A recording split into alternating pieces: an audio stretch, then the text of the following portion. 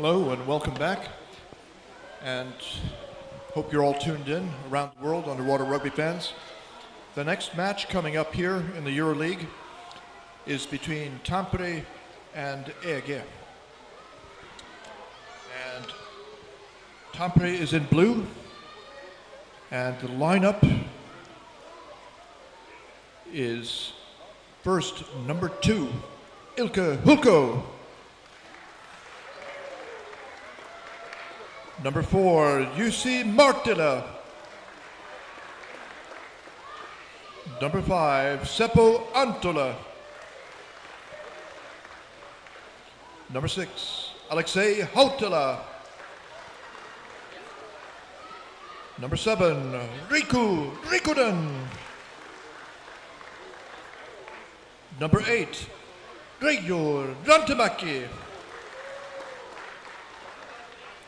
Number 10, Totti Nurmi.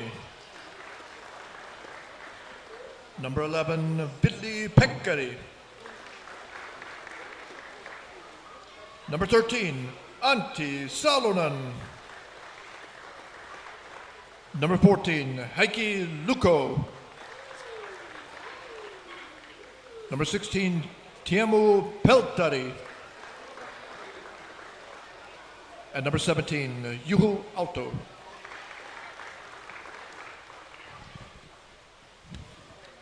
On the other side of the pool, wearing white, from Izmir, Turkey, Ege.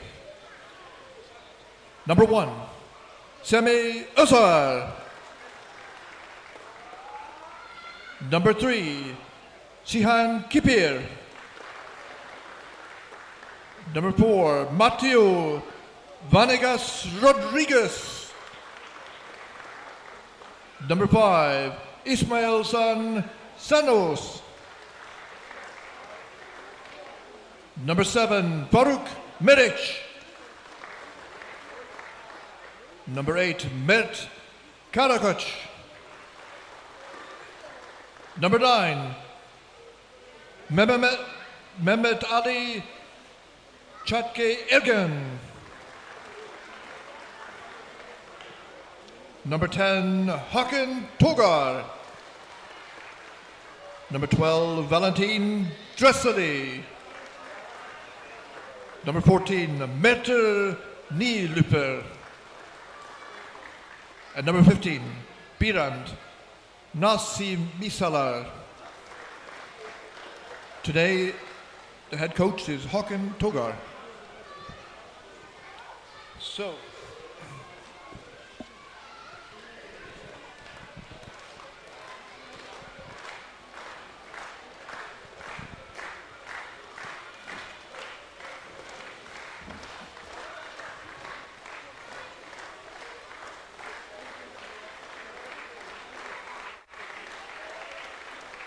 the referees on deck, Kaiser Lindman, and in the water, Tommy Jeppesen and Robert Glock.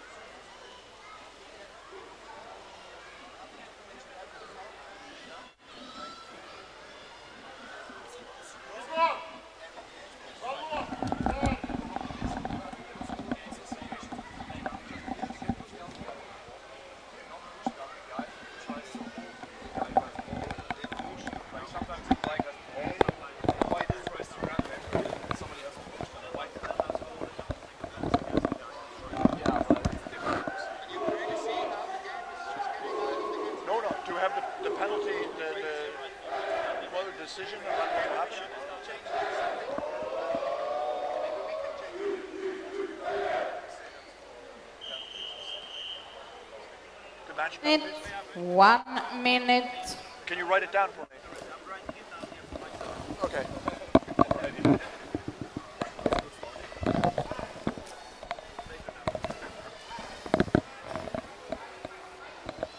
You want to sit here?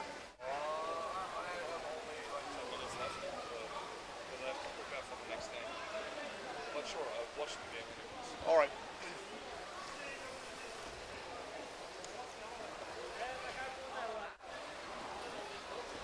Der schiebt gerade. Der ist unter Wasser. All right, we're about to start the next game here between Ege and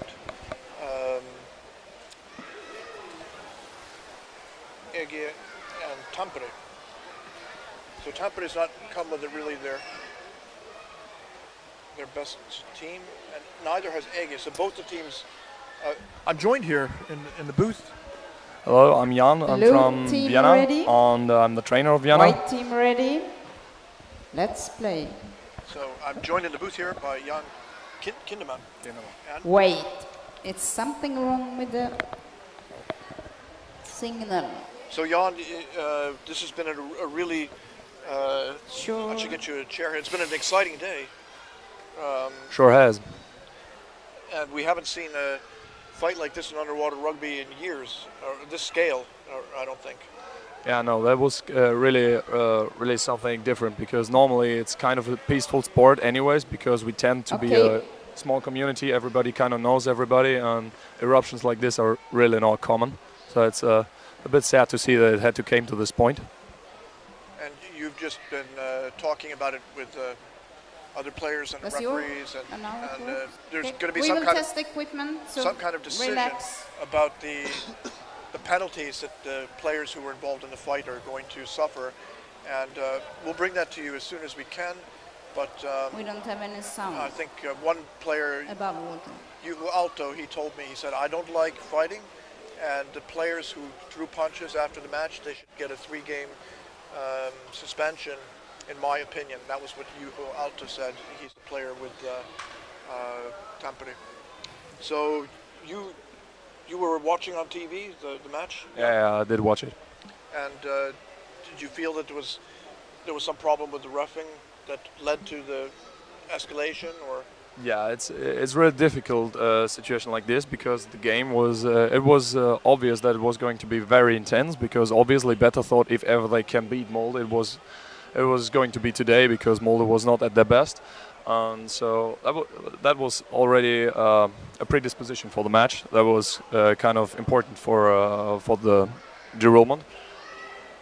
And then also during the matches we had a lot of clinching. We had a lot of clinching on the ball, which mounted to the surface, and it's always hard to tell when there is a foul when clinches like this on the surface are. Normally you would give fouls like choking or stuff like this, but it's not always obvious, and sometimes you have the... Well, the game is started here. Maybe we can discuss it more in a bit, but right now we're watching this match. You played against one of these teams, right? No, for now we only have played against Molde and against Flipper for this season. But we played against both these teams in last season. I don't know. Watching how they have been playing on this weekend up to now, I shall think that Ege is going to be very, very striving forward. I think they had a huge game against Molde, and they take a lot of they take a lot of drive into the next games, I feel. So we see them winning the ball and trying to give it away, but also they mounted to the surface with the ball, got it down, and freed for a counter attack. It'll be interesting. It must have been a bit of a shock for the players here to have had their game delayed, probably. I don't know if there was a delay, but I assume that the fight in the last game led to a delay, and they were sitting there trying to stay concentrated and warmed up, ready to play. And now we're going. Yeah, sure, but I mean, we're all not professional like sports players, but I think you should be professional enough in situations like this to figure out that you have got to play your own match, with your own team against your opponent, and you have nothing to do with the last match. You should be able to sort that out. So here we see quick counter-attack for Tampere. He mounts over the goal and tries to give the ball down. He's on the left-hand side. He's on the head, but he's caught away by a forechecker. Matteo for Colombia. It's interesting, isn't it, to see international players. No free throw. For example, No free throw. Ege is a Turkish club, but they have a German guy playing with them now. Yeah, totally. They have Valentin Vesely playing with them, and I kind of know him a bit because I also come from Germany. And he's one of the strongest goalkeepers you could find in Germany, possibly. So, especially in defense, as lying on the basket, he's incredibly hard to remove, and finds he can win balls in situations where you'd say it was a pretty good chance to score, but instead he's going to start a counter-attack. We'll see if it comes up. So, you've played him in international competition also? No, I only played him in Germany in the league, Okay. and also in a few training camps for when we tried out for German national team. Okay, we see Tampere building up pressure on Ege's goal, so Ege cannot really free the ball and get their own game going. But they manage always to be down there with 2 or 3 players. Now maybe counter-attack. It's quick and he's free. He's at the goal. Oh, Dude, that was close. that was A gamble. But defense is put back up. There's goalie and defender lying there, so they try to stabilize the ball and maybe slowly build up more pressure to come with a second wave. I thought that was going to be a score. What did you think? Yeah, it was totally possible. It was really on the edge. So the goalie arrived late and he had like one chance to reach in, and either he would hit the ball or no, and like it was really 50-50, I guess. So Tampere is lucked out a little bit here, and we'll see. Possession is going to be a big part of this game, I think, because if Yeah, it should be, but also it's kind of treacherous because there we had Tampere being mostly in possession and being in front of Ege goal. But one time Ege got the ball, they broke free, managed to play counter-attack, and Tampere was not quick enough on their way back because they were kind of settled to play in front. So you always need to be aware that at any given point you could have to go back at full speed. So now Tampere is kind of winning more fights over the ball, but the game seems to be stuck in midfield. We haven't seen an action close to the basket for quite a time now.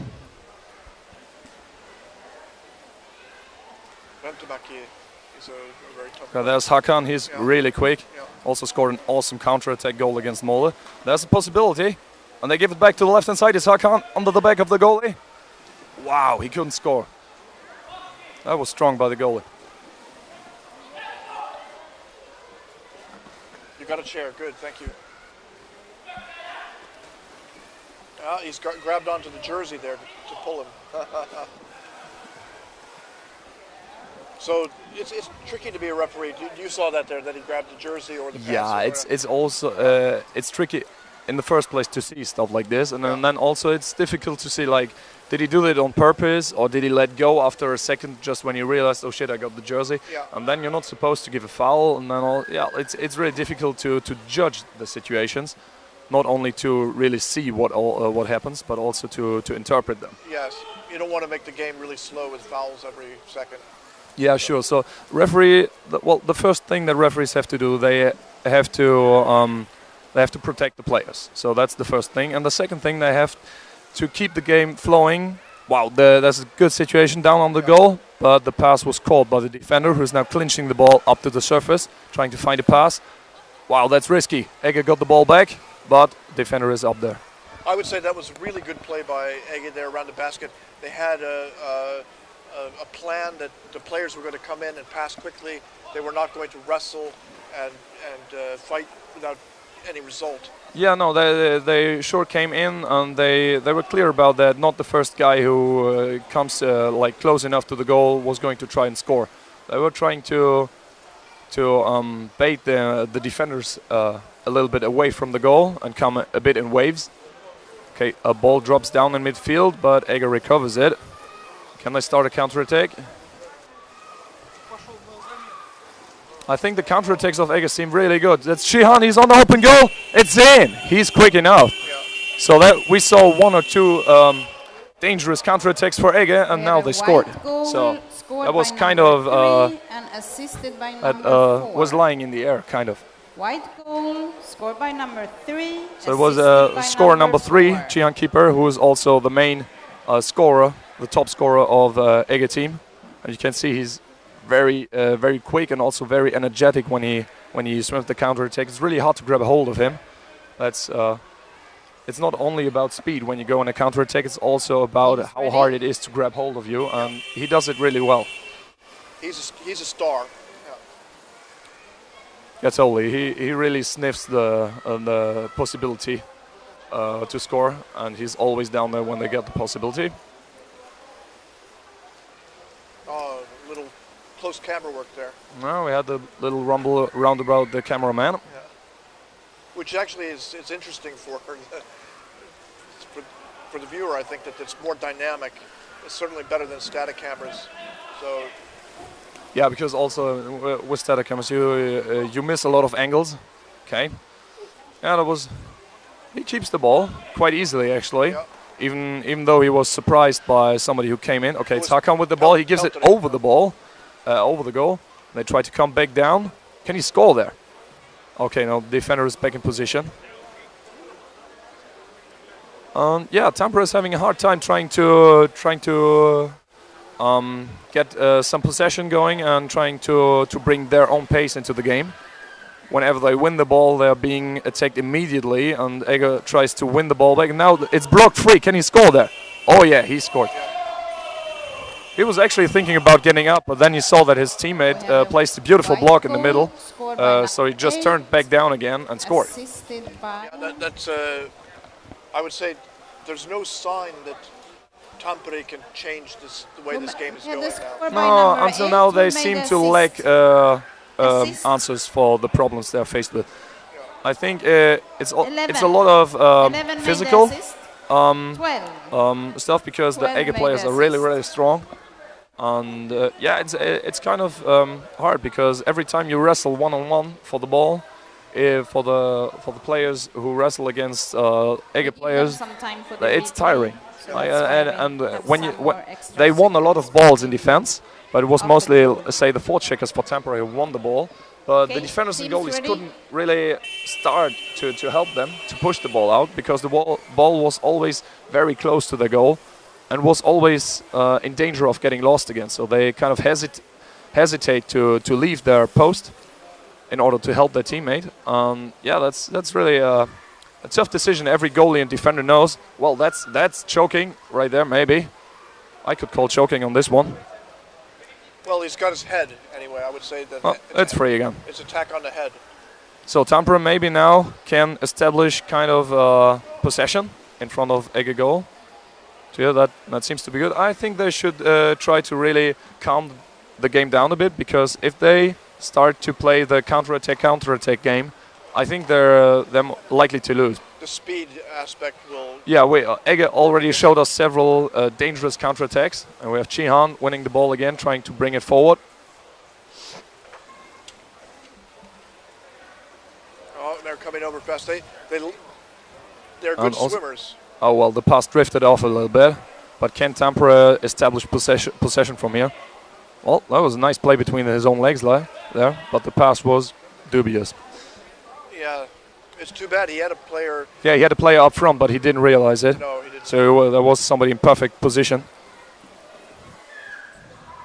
Okay, Ege tries to take the speed out of the game a little bit. Probably just to surprisingly push the pace at some point again. Yeah, you see they're really trying to make the pace drop. It's always difficult when you do that as a team, when you try to stay away from the opponent's goal a little bit, and when you try to take the pace out.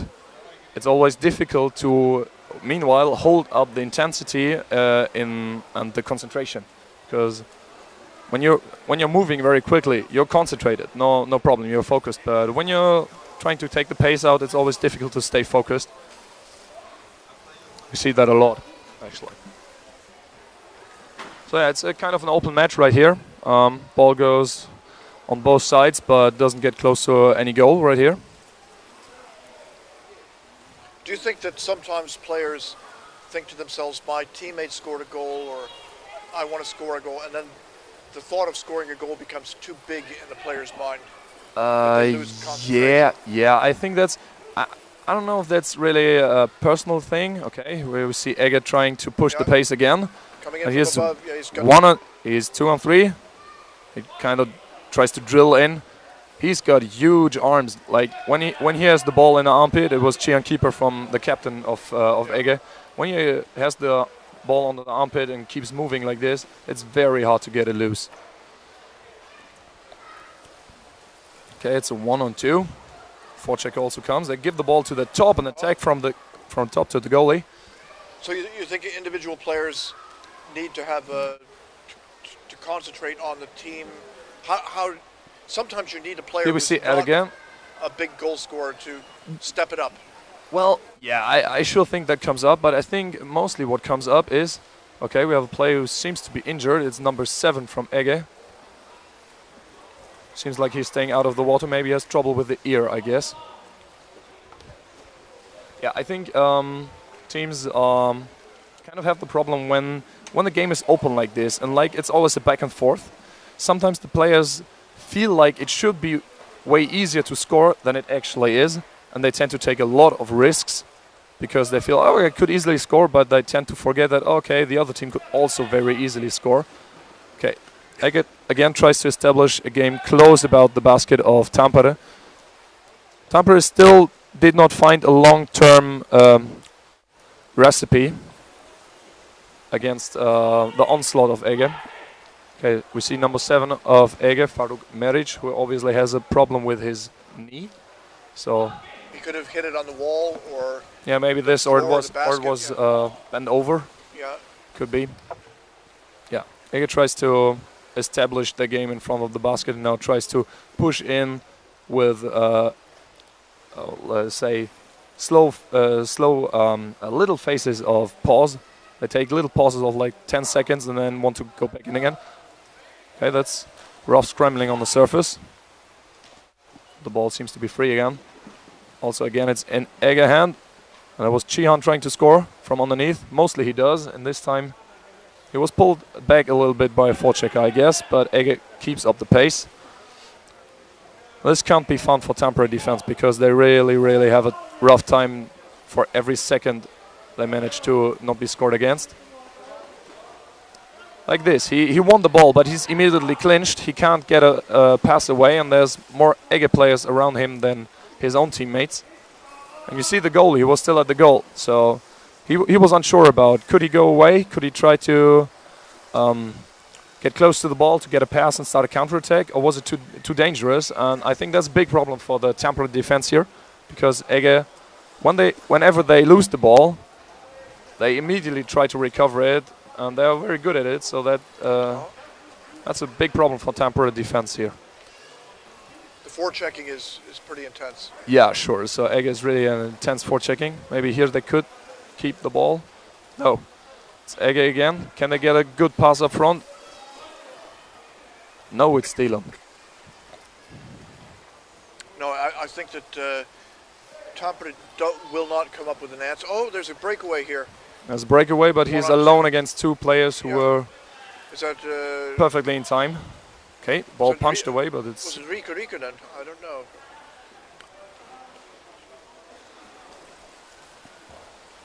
Continue to me, number 10. So maybe not. Okay, referee takes out the situation. He calls attack on the mask, if I got that right. Yeah. And it's a blue free throw. So okay, we have a timeout here. So players can rest for a little bit. White timeout. Timeout by Ege. White timeout. Yeah, maybe Ege in this last minute of the game realized that they were kind of falling behind and losing control of the game, while for most part they had kind of control. I assume they didn't like the last minute. so I wanted to take a breath. Yeah, and you use the timeout. You can't keep the timeout to the next half. No, you have one timeout per period, so per 15 minutes period. And we see the blessed player who seems to be quite in pain, but he has got several people taking care of him, so I hope he'll be fine. Yeah, also, notably, Ege is quite dominant, but also the score is still 1-0. No, it's 2-0. It's 2-0 still. Yeah, I got that. But we had a lot of games, especially yesterday, where 2-0 or maybe 3-0 lead was not good enough in the second half to be sure to win the game. So many games became very close again.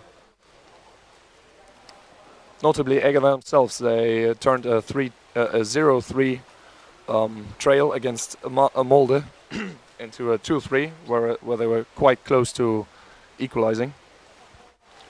Yeah, pretty dramatic.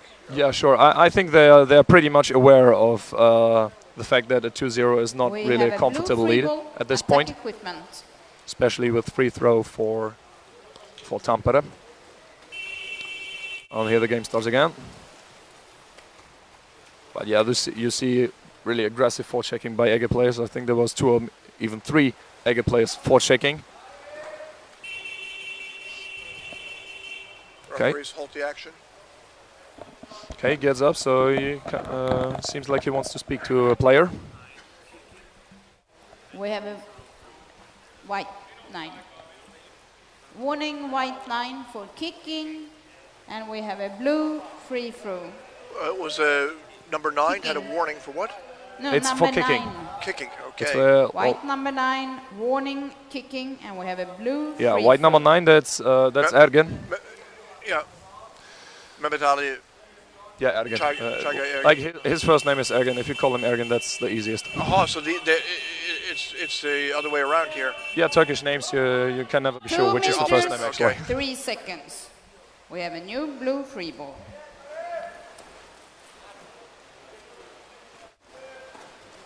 I don't know how to officially address Turkish people, but in this case, Ergen would be his first name. So,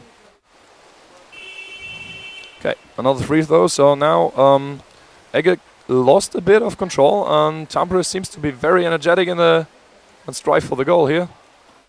Can't see anything right here. Okay, it's open on the left side. Can he get the ball through to the other side? Yeah. Oh, but the attacker drifted up and couldn't get a push from beneath. Exciting moment for Tampere there. Yeah, but that's bad now for them because they should have tried to keep possession of the ball for a bit longer there. Because now they're back in the spot where they were for most of the time. I wonder if they get another good possibility to get away there. Okay, defender is missing, but the attack was too slow. Okay, Chion has the ball. But penalty shot. No, not penalty. It's over. It's half time. It's It's the break now. Oh my, Juho Aalto's grimacing. Yeah, I don't know if he's in pain or just exhausted. Seems to be exhausted. Okay. Yeah, I think for the most part Ege was dominant in this period. Absolutely. But meanwhile, in the last 2-3 minutes, there was a lot of interruptions and free throws for Tampere, and they produced one really rough attack on the Ege goal. So they possibly could have scored there, but I think the most important thing for them would be to keep the ball. They're doing a bit better, yes. Because every time they lose the ball when they're with 4 people up front on the basket, they risk to run into into Ege counter-attack, and this has proven to be very, very dangerous for them. And that's where they kind of lose the grip of the game and the control of the game. So we'll see how the second half goes. Yeah, I will leave you alone now because I have to prepare myself for the next game. Thank you very much. Thanks for having me, and yeah, have fun. There you are, folks. Jan Kinderman, thank you.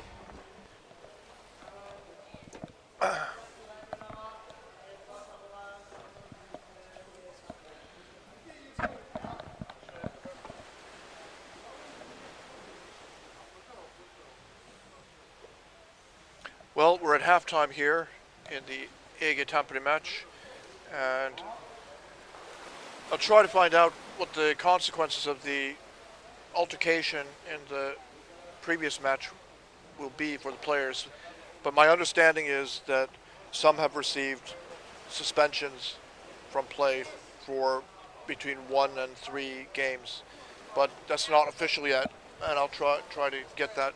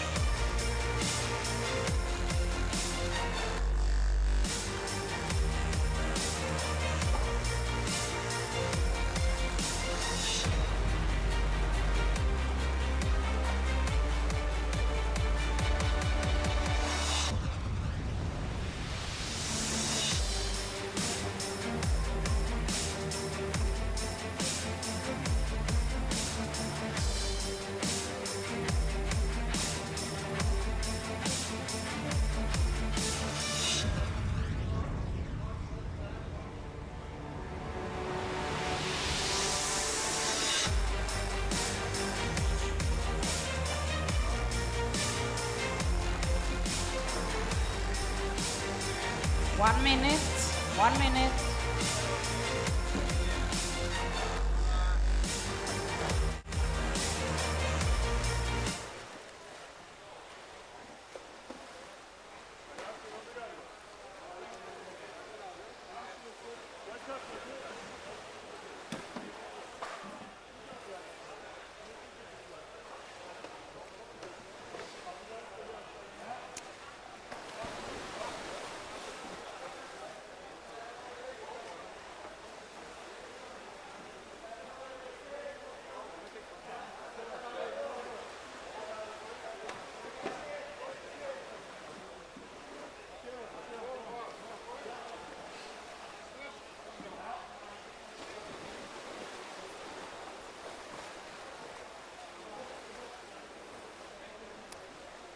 Okay, then it's time for the second half.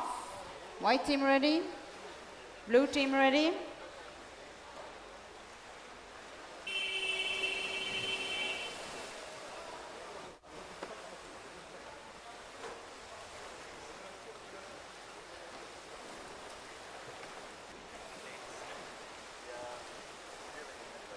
Okay, yes, I will. Yeah. All right. I will. You should tell them to cut down the. Thank you. All right, we're back in action here, and 2-0 in favor of Ege. Tampere's.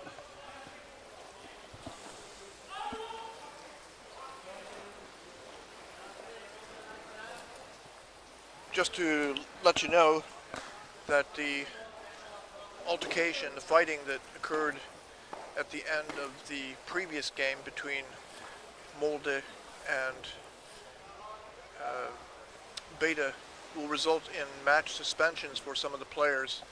And Rafael Tito de Moras, who's the chief referee for the league, he said that he wants to communicate with league managers before going public with the decisions, the names, the public announcement. So no more information about it for the present, but it will be forthcoming once the league managers have been informed and they decide how to communicate. Now, ball punched out, and Jan Kindemo is here he had to go and prepare for their next match. But it was nice to hear him describe. He had energy, and I'm back here by myself. And Heikki Lukko's there, coming in. They're keeping it on the bottom here, and they're taking care not to get tied up by the Ege players, so they can put something together. Now they've got they've got a player on the right side who's waiting. He can't stay any longer. Hautala's there. They come down. Tampere's playing better. They're more systematic. They're not as disturbed, and they're fighting now to try and put the basket in, but instead pulled up. But nonetheless, that was at least some kind of systematic try, and they had some kind of rhythm.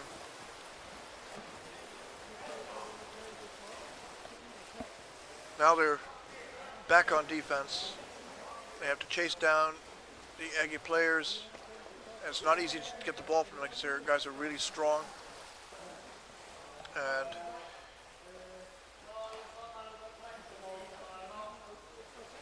the Tampere player didn't even know that the ball had been passed away. An opportunity, maybe, perhaps. No. And Ege is even passing between the two Tampere players on the surface. So that's got to feel frustrating if you see the ball actually zip by you and you just had no idea it was going to happen. So Ege is not going into the goal so far with this possession. Is that a sign that they would just want to eat up the clock? They go up. And a bad pass. And they're paid back because Tampere throws away an easy exchange there. So they can't really afford to do that. They have to hold on to the ball longer in order to put together some kind of attack. And Ege got over to the basket, and they're pushing. It's an unpleasant situation for Tampere. Eventually the back manages to get the ball, but he's got to clear, and he barely manages to do it. It's really luck that Tampere managed to lose the ball and come up with it again, but that luck has run out. Now it's Ege all the way into the goal, and a goal situation. Yes. We have a white goal, scored by number 3, assisted by number 4. A white goal, scored by number 3, assisted by number 4. So, Kipir Jihan has scored. He's the big goal. He made a good headbutt or shoulder back, whatever. He launched his body in, knocked the goalie off. Team's ready? Matteo Rodriguez has got the assist on that. So now it's a 3-0 lead in favor of Ege. And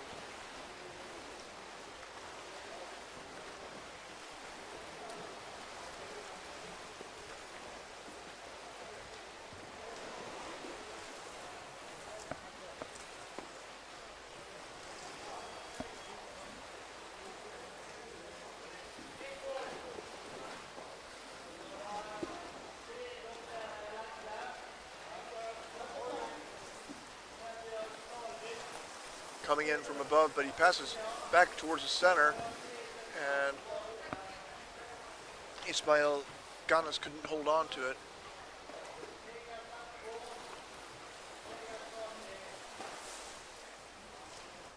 Tampere simply hasn't been able to hold on to the other players injured. Sprained ankle.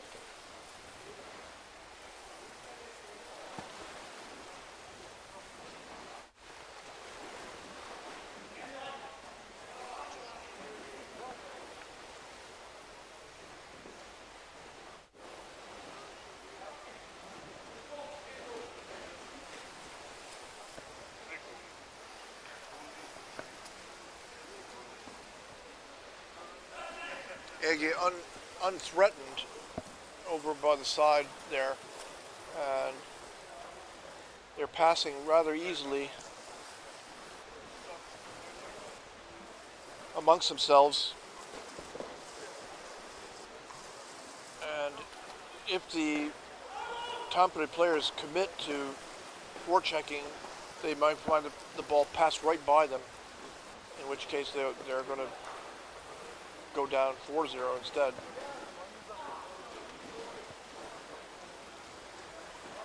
Now, there's a goal coming. You can see that was We have a new white goal, and the scorer is number 3, assisted by number 8. Goal made by number 3, assist by number 8.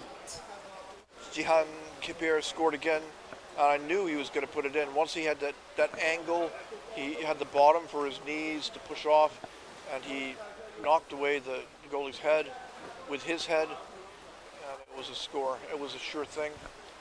The guy is Teams ready? Definitely among the top scorers in Euroleague.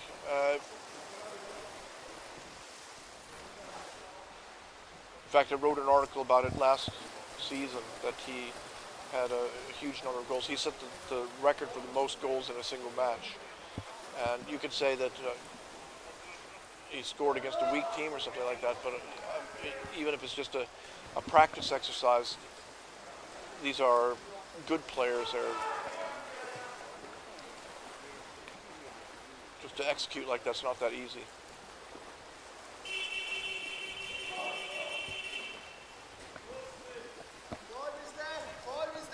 White free throw, white free throw. A free throw awarded to Ege. Of course, one interesting aspect of the EuroLeague is that some of the teams are very close to being de facto national teams. So if you're watching Ege play now, this is not exactly the team that's going to go to the European Championships, but it's in large part this is that team. They're going to have more players who have been absent because of other commitments, but this is true of Austria, because Vienna is the center of the Austrian national team, and Turkey is built up around Ege.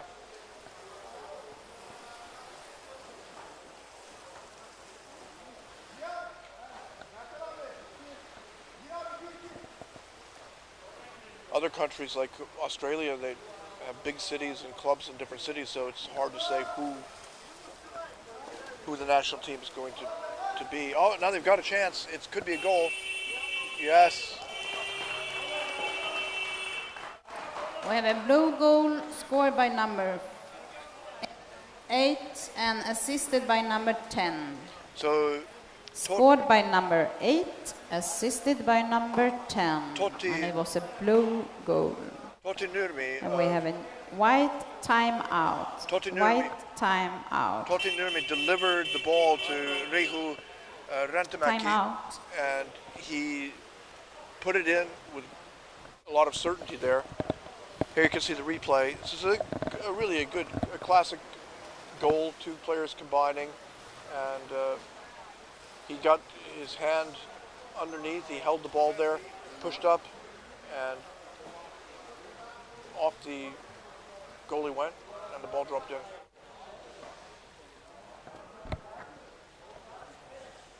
Blue chain, 13 Reihu out, number Rantamäki 1 is in. One of In the blue team, Tampere's 3rd coaches. out, 1 in.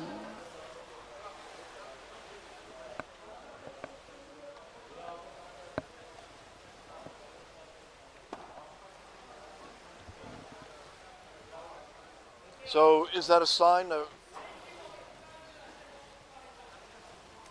this game could change directions? Okay, time out over. Teams ready.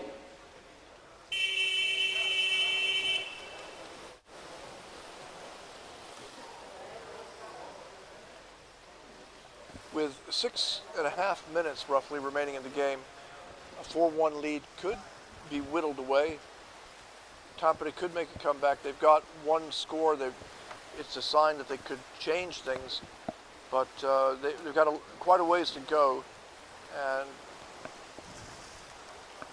they need to rack up another score here to show that they're going to somehow contest the final results of this match. Now they've got the Ege player cornered. He's down between two, and they can't take the ball from him. And it's Ege in the corner. Hi, old bike. So, I'll see you in Sandefjord. Yeah, of course. Yeah. But you didn't make the homemade ones. That was from Bordenhof's. No, I didn't. I didn't have the time. I've been so busy this week. That's okay. I'm only kidding you. But it was good. I needed the sugar, and I had a chance to taste. I don't know. You can ask Christian. They brought a big one, like a huge thing, and it was covered with licorice and different. It's also like Brunsvig a little bit. Yeah, that's the best. Is that what is that from? I think it's just from the ordinary. Pastry shop. Yeah. It's so much better than the sweet. So, Yeah. But see you in next week. We have a blue free ball. Free are you going to ball work out before you blue. go, or, I have like 2 practice left before Okay. we take off. good luck to see you there. Yeah, it's going to be exciting. All right. Bye.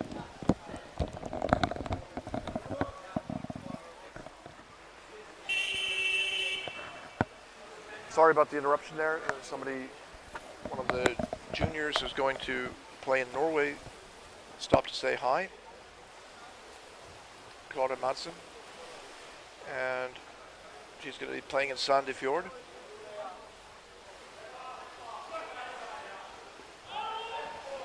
Now, with roughly 4.5 minutes to go in the match, Tampere finds itself fighting on the surface for the ball, and they don't come up with it. Ege is trying to work the ball over to the strong side corner, and then down. Cornered by 2 Tampere players. He's got a teammate there who's come to try and help.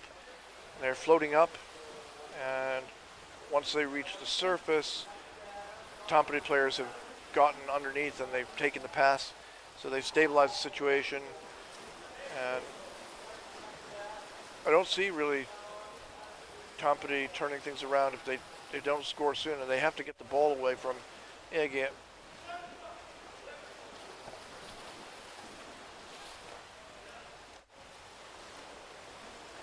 Ege goes to the surface, passes down. The pass bounces off a hand, and Tampere's got it. They have a player on the bottom who can move forward, and he's tied up, and he loses it.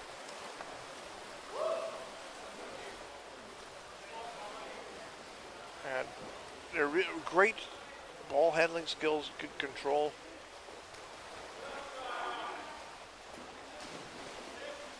Ege, a pass up was snatched away by Tampere. Now can they clear the zone? That's the question.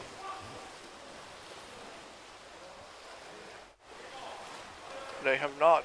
They have lost the ball back.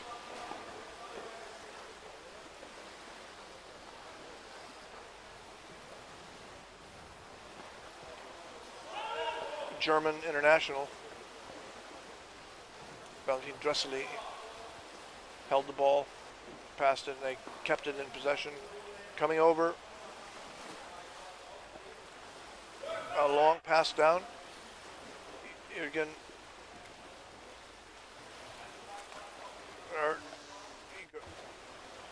Ege takes it up,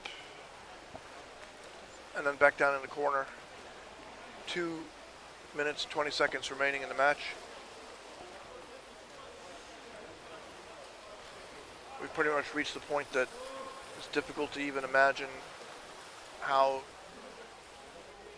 3 goals could be scored within the space of 2 minutes. That's unlikely. In fact, Ege's pushing.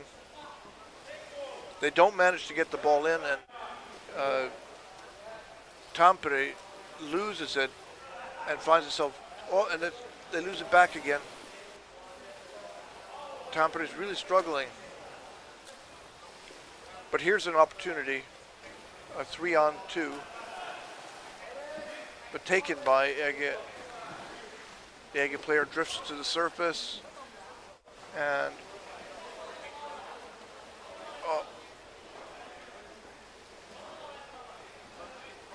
one of the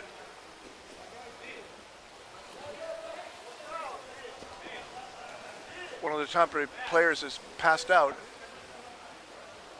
He's reading on. Wondering what happened here. 1 minute. 1 minute. So the match is decided, and we have an injury. What's happened here to the Tampere player? He's breathing, but he seems to have passed out, or he could have suffered shallow water blackout. He should be coming to, though, if he did. They're holding his legs up to get the blood supply to his brain.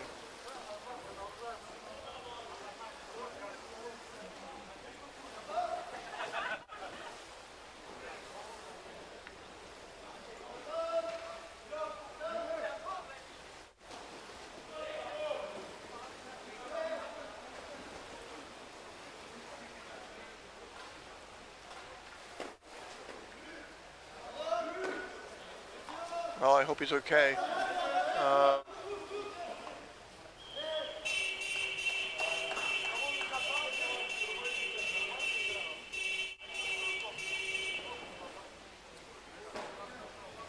That's it. That's the game, and hard fought. Ege's come away with a victory over Tampere.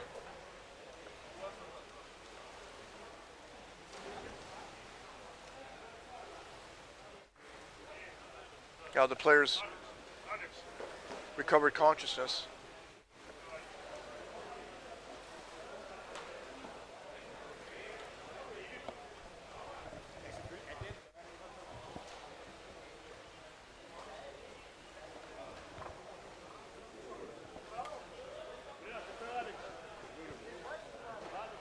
So the players shaking hands, and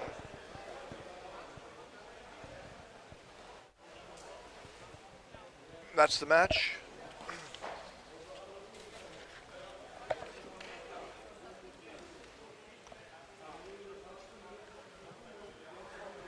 Next up will be Aachen and Vienna.